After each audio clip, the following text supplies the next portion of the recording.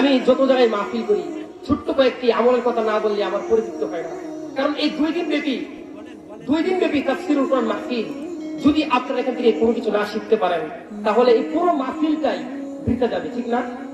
আমি সংক্ষিপ্ত পরিসরে কয়েকটি আমলের কথা বলবো, আপনারা সবাই জানেন, জাস্ট আপনাদেরকে একটু মনে করে দেব। বুলুগুল মারামের 326 নম্বর হাদিস, নবীজি সাল্লাল্লাহু আলাইহি ওয়াসাল্লাম বলেন, মান ক্বারা আয়াতুল কুরসি দুবুর কুল্লি সালাতিন মাকতুবাতিন লাম ইয়ামনাহু মিন দুখুলিল জান্নাহ ইল্লা আল মাউত। যে ব্যক্তি প্রত্যেক ফরজ নামাজের পর, সবাই ভালো করে এদিকে তাকান, একটু কষ্ট করে, প্রত্যেক ফরজ নামাজের পর আয়াতুল কুরসি পাঠ করবে। কি পাঠ করবে? আয়াতুল কুরসি। নবীজি বলেন, ওই ব্যক্তির মাঝে আর জান্নাতের মাঝে একটি মাত্র বাধা। কয়টি বাধা? একটি বাধা। সেটা হলো কি? মৃত্যু। অর্থাৎ ওই ব্যক্তি মৃত্যুবরণ করছে না বিদায় জান্নাতে যেতে পারছে না, মৃত্যুবরণ করবে সঙ্গে সঙ্গে আল্লাহর তৈরি জান্নাতে প্রবেশ করবে। সুবহানাল্লাহ।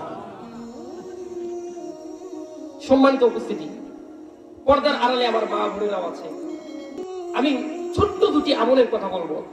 আপনারা আপনাদের জীবনে চলার ক্ষেত্রে কত ব্যস্ততা, সংসারের ব্যস্ততা, ব্যবসা বাণিজ্যের ব্যস্ততা, সমস্ত ব্যস্ততার মধ্যে ছোট্ট 2টি আমল যদি করতে পারেন, আপনি কামিয়াব হয়ে যাবেন। 1 নাম্বার হলো, আপনি যখনই সময় পাবেন তখনই করবেন ইস্তিগফার করবেন। আস্তাগফিরুল্লাহ, আস্তাগফিরুল্লাহ, আস্তাগফিরুল্লাহ।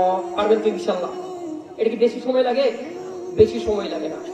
আপনি যদি এভাবে পড়তে থাকেন, পড়তে লফজ বানিয়ে নেন, হাদিসের মধ্যে এসেছে, যে ব্যক্তি সদা সর্বদা ইস্তিগফার পাঠ করে আল্লাহ তাআলা তাকে মুস্তাজাবুদ দাওয়া বানিয়ে দেয়। সে যে দোয়া করে আল্লাহ সেই দোয়া কবুল করে। আওয়াজ বলেন সুবহানাল্লাহ।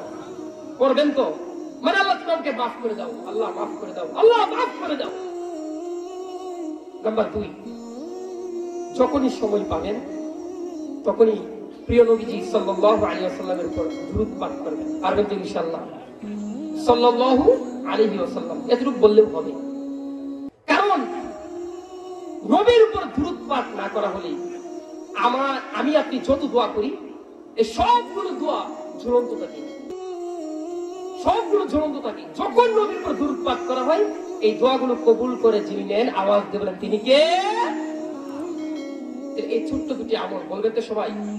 আরেকটি আমল, নবীজি সাল্লাল্লাহু আলাইহি ওয়াসাল্লাম বলেন, যে ব্যক্তি প্রতিদিন 100 বার সুবহানাল্লাহি ওয়া বিহামদিহি, সুবহানাল্লাহি ওয়া বিহামদিহি, প্রতিদিন কয়বার?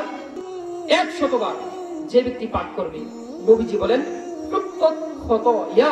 তার গুনাহগুলো আল্লাহ তাআলা ক্ষমা করে দিবেন। আওয়াজ দিয়ে বলেন সুবহানাল্লাহ। শুধু তাই নয়, এরপর নবীজি বলেন, মানুষ তার জীবনে কত গুনাহ করে, গুনাহ করতে করতে সমুদ্রের ফেনা পরিমাণ যদি গুনাহ করে ফেলে, ওয়া ইন কানাত মিসলা জাবাদিল বাহর, সমুদ্রের ফেনা পরিমাণ যদি গুনাহ করে ফেলে, আর কোন ব্যক্তি যদি প্রতিদিন 100 বার সুবহানাল্লাহি ওয়া বিহামদিহি পাঠ করে, আল্লাহ তাআলা তার সেই গুনাহগুলো ক্ষমা করে দিবেন।